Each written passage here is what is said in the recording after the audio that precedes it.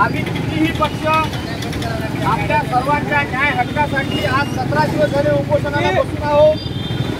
या उपोषणाला बसण्याचे मुख्य उद्दिष्ट आहे की प्रत्येकाला हक्काचा नमुना ढ मिळाला पाहिजे आणि त्या 450 घरांना शेवटचा हप्ता थकीत आहे तो हप्ता मिळाला पाहिजे आणि तिसरी मागणी बेघरांना घर मिळालं पाहिजे। 2022 पर्यंत प्रधानमंत्री यांचं आश्वासन होतं की प्रत्येक बेघराला घर मिळणार, पण आपल्या इकडचे सत्ताधारी जे आमदार लोक आहेत ज्याला आपण मतदान करून आमदार म्हणून निवडून आणतो यांच्या डोक्यात काय उद्देश आहे कोणाला कळायला जागा नाही आहे। एखाद्या गरीबाला घर मिळालं तर यांच्या पोटात काय दुखते माहित नाही आम्हाला, ते तुम्हाला समजलं असेल तर आम्हालाही सांगा।